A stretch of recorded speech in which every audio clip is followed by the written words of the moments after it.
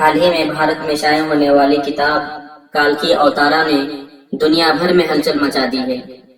اس کتاب میں یہ بتایا گیا ہے کہ ہندوؤں کی مذہبی کتابوں میں جس میں کالکی اوتار کا تذکرہ ہے وہ آخری رسول محمد صلی اللہ علیہ وسلم بن عبداللہ ہے۔ اس کتاب کا مصنف اگر کوئی مسلمان ہوتا تو اب تک جیل میں ہوتا اور اس کتاب پر پابندی لگ چکی ہوتی، مگر اس کے مصنف پنڈت وید پرکاش برہمن ہندو ہیں اور الہ آباد یونیورسٹی سے وابستہ ہیں۔ وہ سنسکرت کے معروف محقق اور اسکالر ہیں۔ انہوں نے اپنی اس تحقیق کو ملک کے 8 مشہور معروف محققین پنڈتوں کے سامنے پیش کیا ہے جو اپنے شعبے میں مستند گردانے جاتے ہیں۔ ان پنڈتوں نے کتاب کے بغور مطالعے اور تحقیق کے بعد یہ تسلیم کیا ہے کہ کتاب میں پیش کیے گئے حوالے جات مستند اور درست ہیں۔ انہوں نے اپنی تحقیق کا نام کالکی اوتار یعنی تمام کائنات کے رہنما رکھا ہے۔ ہندوؤں کی اہم مذہبی کتب میں ایک عظیم رہنما کا ذکر ہے جسے کالکی اوتار کا نام دیا گیا ہے۔ اس سے مراد حضرت محمد صلی اللہ علیہ وسلم ہیں جو مکہ میں پیدا ہوئے۔ چنانچہ تمام ہندو جہاں کہیں بھی ہو ان کو کسی کالکی اوتار کا مزید انتظار نہیں کرنا ہے بلکہ محض اسلام قبول کرنا ہے اور آخری رسول صلی اللہ علیہ وسلم کے نقش قدم پر چلنا ہے جو بہت پہلے اپنے مشن کی تکمیل کے بعد اس دنیا سے تشریف لے گئے ہیں۔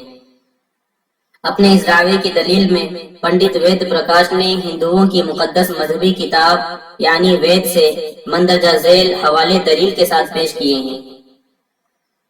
نمبر 1، وید کتاب میں لکھا ہے کہ کالکی اوتار بھگوان کا آخری اوتار ہوگا جو پوری دنیا کو راستہ دکھائے گا۔ ان کلمات کا حوالہ دینے کے بعد پنڈت وید پرکاش یہ کہتے ہیں کہ یہ صرف محمد صلی اللہ علیہ وسلم کے معاملے میں درست ہو سکتا ہے۔ نمبر 2، ہندوستان کی پیش گوئی کے مطابق کالکی اوتار ایک جزیرے میں پیدا ہوں گے اور یہ عرب علاقہ ہے جسے جزیرۃ العرب کہا جاتا ہے۔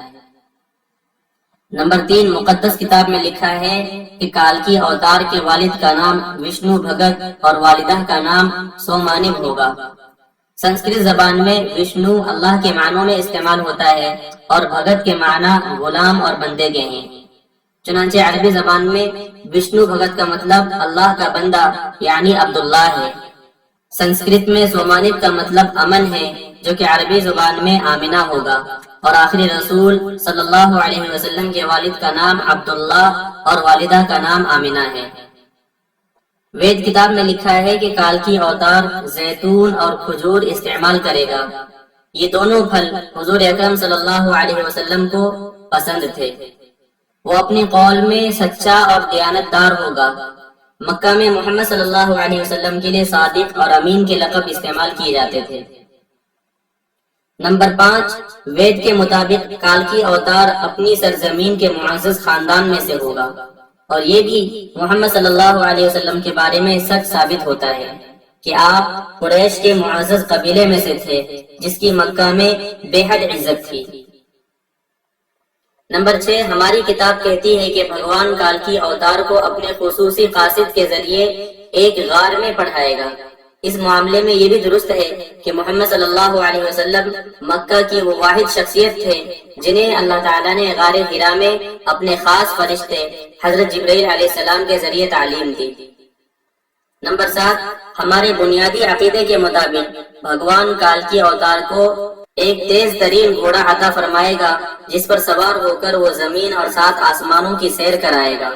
محمد صلی اللہ علیہ وسلم کا براق پر معراج کا سفر کیا یہ ثابت نہیں کرتا؟ نمبر 8، ہمیں یہ یقین ہے کہ بھگوان کالکی اوتار کی بہت مدد کرے گا اور اسے بہت قوت عطا فرمائے گا۔ ہم جانتے ہیں کہ جنگ بدر میں اللہ تعالیٰ نے محمد صلی اللہ علیہ وسلم کی فرشتوں سے مدد فرمائی۔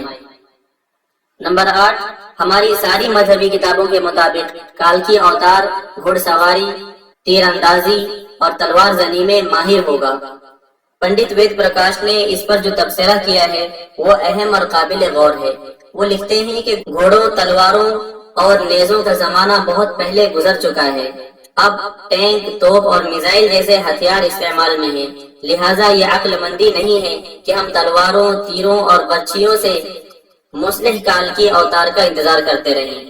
حقیقت یہ ہے کہ مقدس کتابوں میں کال کی اوتار کے واضح اشارے حضرت محمد صلی اللہ علیہ وسلم کے بارے میں ہیں، جو ان تمام حربی فنون میں کامل مہارت رکھتے تھے۔ ٹینک، توپ اور میزائل کے اس دور میں گھڑ سوار، تیغ زن اور تیر انداز کال کی اوتار کا انتظار یہ بڑی حماقت ہے۔